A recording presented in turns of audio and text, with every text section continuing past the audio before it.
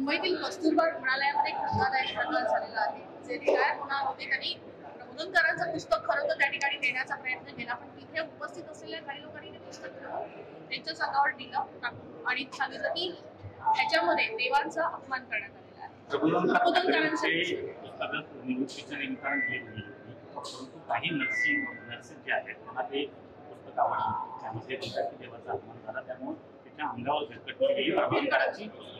ही चुकीची बाब आहे. प्रबोधनकारांनी आपल्याला माहिती आहे की त्या काळामध्ये सुद्धा जे देशाला आणि जगाला आणि माणसाला जे मार्गदर्शन केलेलं आहे त्याचा एक प्रकारचा अपमान आहे. त्यांनी या गोष्टीचा विचारच केला होता. ते कुठल्याही देवाच्या विरोधात नव्हते.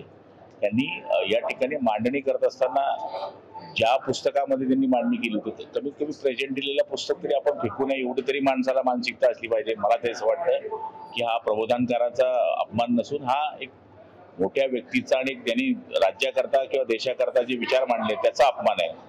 आम्ही त्यांचा निषेध करतो. पण ज्या पद्धतीनं हे पुस्तक भेटवण्यात आलं त्यावेळेस असंही सांगण्यात आलं की आम्ही तुम्हाला जर भगवद्गीता दिली. त्यांनी लिहिलेलं सुद्धा काही चुकीचं नाही आहे. अगोदर त्यांनी ते पुस्तक वाचलेलंच नसेल आणि कोणीतरी चुकीची माहिती त्यांना दिली असेल, त्या अर्थाने त्यांनी हे फिरकवलेलं आहे. आणि मला तरी असं वाटतं की हे नाठाळ काम आहे, असं करणं योग्य नाही आहे. करायलाच पाहिजे.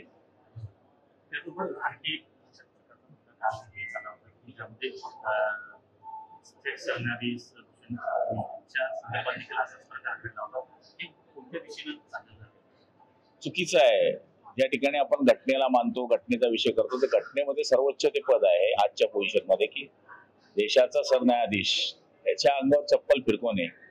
मला तरी असं वाटतं की महाराष्ट्राचा सुपुत्र सहन होत नाही की काय, अशा पद्धतीने मला वाटतंय.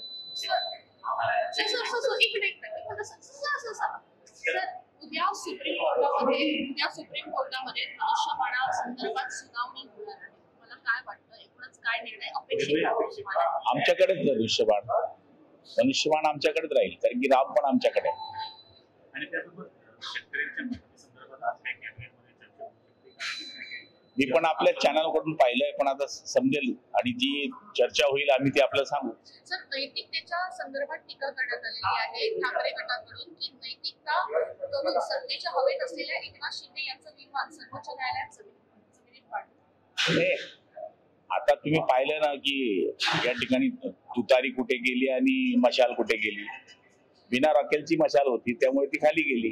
आमचा धनुष्यबाण बरोबर चालला. त्यामुळे त्यांनी आता बोलण्याशिवाय दुसरा काही त्यांच्याकडे शिल्लकच राहिला नाहीये.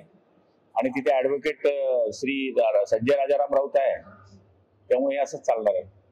सर, दुसरा असा प्रश्न, प्रताप सरनाईक असं म्हणताय की मीरा भाईंदर तिथे हिंदी भाषिक जास्त आहेत, त्याच्यामुळे मराठी आमदार जरी असलो तरी गरजेनुसार तिकडे हिंदीच बोलणार आणि हिंदी बोलणं काय बायस डिझाईन नाही. प्रत्येकाचं व्यक्ती स्वातंत्र्य आहे, पण मला तरी असं वाटतं की पहिले आपल्या भाषेचा अभिमान प्रत्येकाला असला पाहिजे. कोणी इंग्रजी बोलेल, कोणी तेलुगू बोलेल, कोणी बाई बोलतो, त्याचा व्यक्तिगत विषय आहे.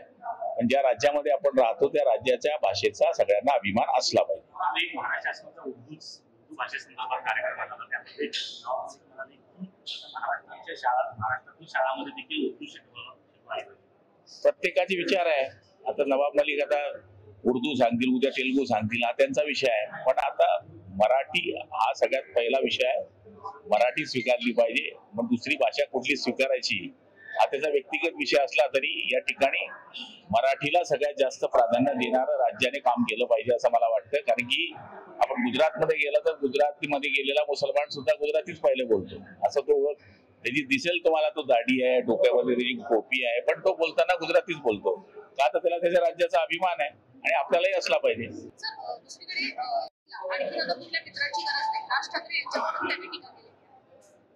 हे बघा, सपकाळ म्हणजे काय, बिना पाण्यात चाललेली नाव आहे, त्यामुळे ती कुठे थांबून देईल सांगता येत नाही.